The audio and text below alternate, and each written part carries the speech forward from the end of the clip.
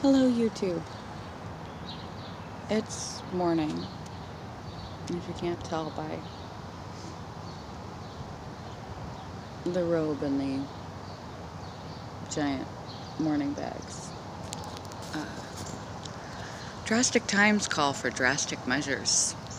I took my TV out of my house yesterday. It's not like I had cable, I did a lot of streaming. But even then, too much. I find drastic times call for drastic measures when you put yourself in a position you don't have other options.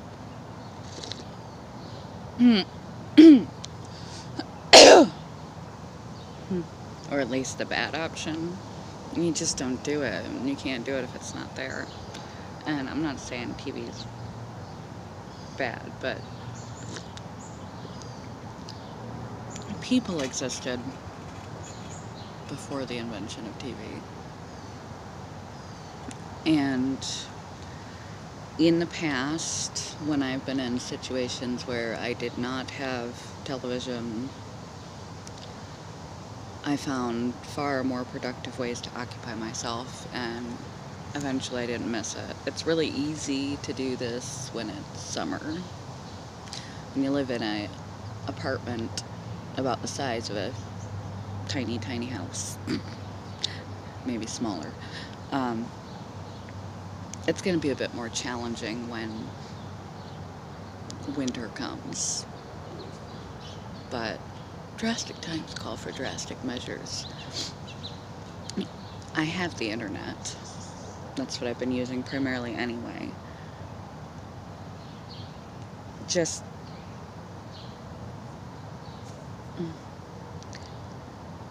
It's going to allow me to be far more selective with what I choose to intake, when I choose to intake it.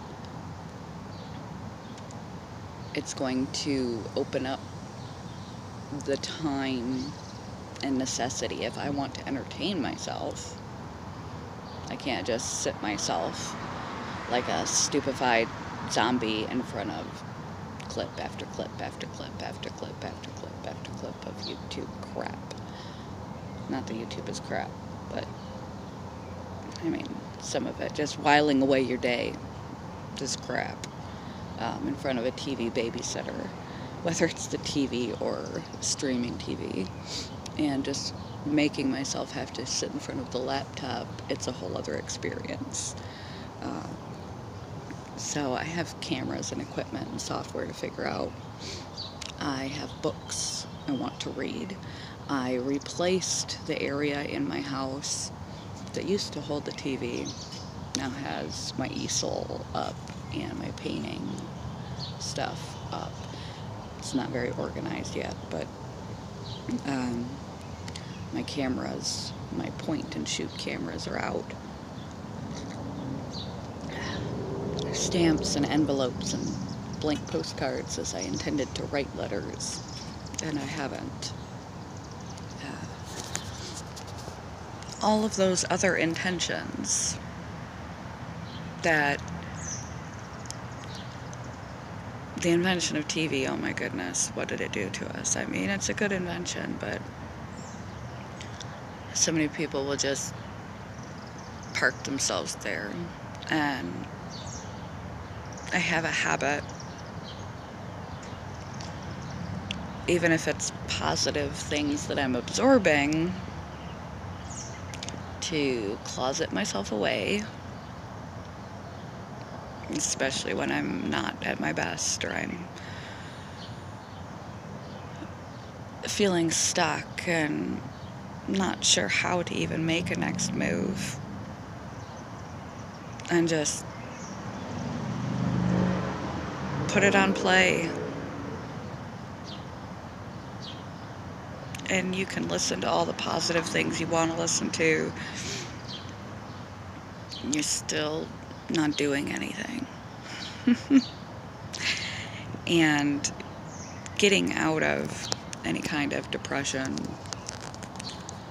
getting out of an ordinary day-to-day life, setting up your future, practicing consciousness, mindfulness, trying to make wise social decisions, trying to learn a new skill, any skill you want to. It's at the tip of your fingers now. Via the web. You can connect to your local library via the web, which I just realized. That's how out of date I am. There's so much catching up to do for me technologically. I'm going to totally date myself and say that all my cameras and stuff are quite old. I barely know how to use the laptop, let alone editing equipment. I barely know how to load it. They lost me with music on iTunes. I stopped. I just sort of stopped. And to keep up to date in today's world, you kind of have to be up to speed on what they're doing technologically, and not just at home. I mean, nationally, internationally, in space. And I'm not. It doesn't mean you have to buy the latest crap. Not that new things are crap, but you have to be proficient, and you have to have enough capacity and enough downtime to think, to access the places that have it, even if it's your local library, and get yourself familiar with it. There's also the pleasure and pleasantness of the old days. My cat just tore off down the sidewalk, afraid of a human. It's pretty funny. But before there was TV, before there was YouTube, when people did weird things like visited each other, exercised, read books,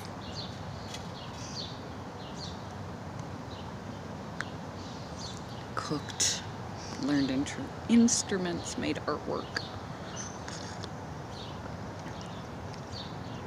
gathered wisdom, gathered experiences, had the time to sit and figure out what experiences they'd like to gather and how to make that happen. A lot of hours of free thought are sucked up by sitting in front of a screen of any kind. So I'm outside waking up to the sunrise, totally unadjusted. My morning routine involved waking up to watching simulated sunrise with candles in my most comfy chair before I did yoga and drank coffee. And not quite sure what to do with myself yet. I think that's a good thing. It's very telling, because I have everything set out, all the books to read, the cameras, and I'm like, that means it's overdue to let it go. Goodbye, TV. Hello, existence. Love you guys. Bye, YouTube. I think some podcasts are going to be playing shortly. I need to warm my brain up to reading a book. That is so sad. What have I done to myself? Let your TV go. I mean, even if it's just turn it off for a while. Try no TV for a week. See what else life in your mind is capable of in all those hours. Love you guys. Bye, YouTube.